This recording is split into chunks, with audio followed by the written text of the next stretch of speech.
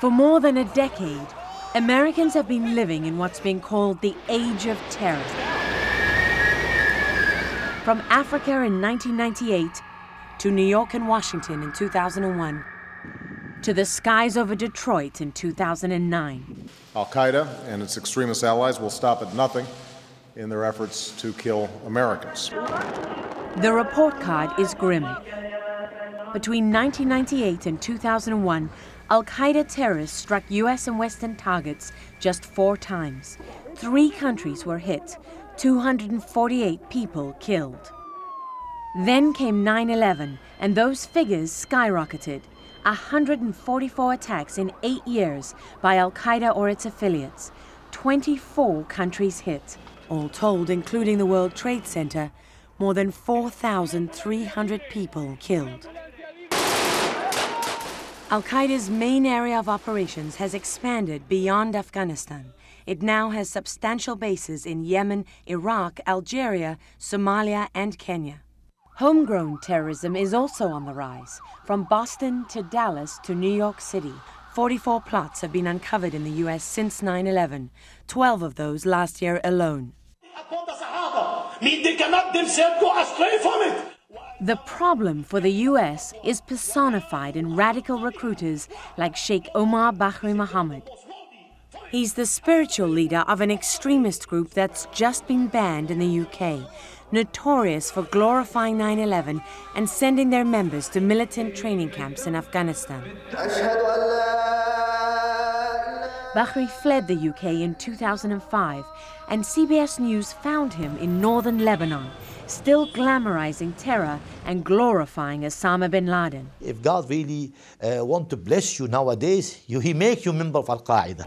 In exile, Bahri recruits daily via the internet, on campuses and mosques around the globe, fueling the hatred of a new generation of terrorists. The youth become more angry, and they see and they look to bin Laden and to Al-Qaeda.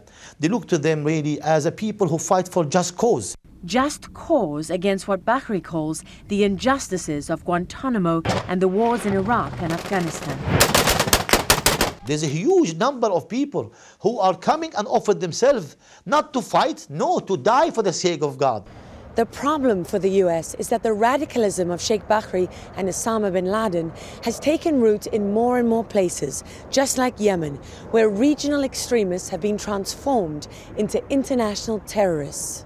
Up until now, we've largely focused on the Pakistan problem as being the center of gravity for the threat directly to the homeland and to the West. Now that problem is shifting. Juan Zarate says there's also a growing problem of radicalized Americans seeking to join the global jihad.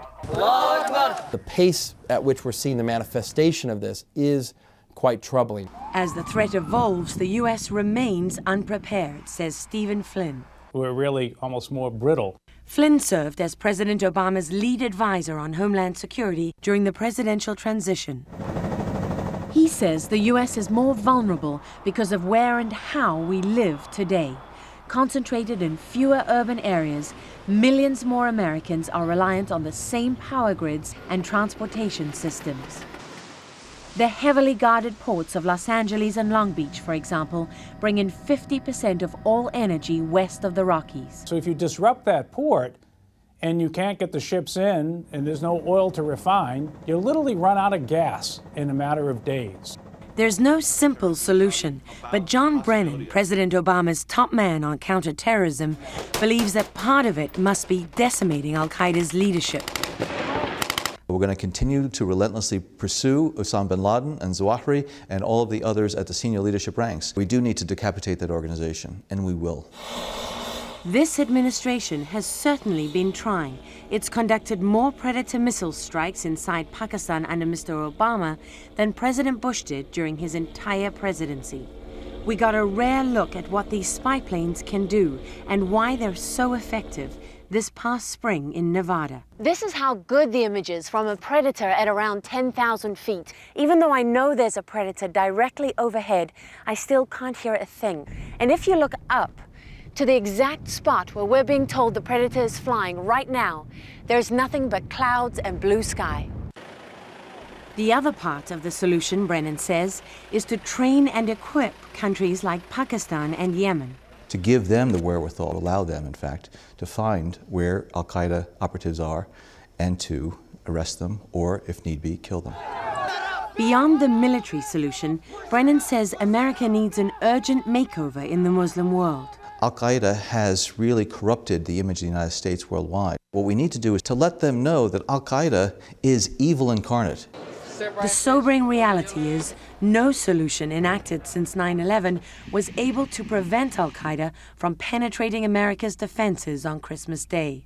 The only reason that attack failed was not because of any success on the U.S. part, was because of a failure on their part. Maybe that was a good wake-up call for some of the folks within the community that need to work harder, that need to put together those bits and pieces of information so we can stop the next person from getting on that plane.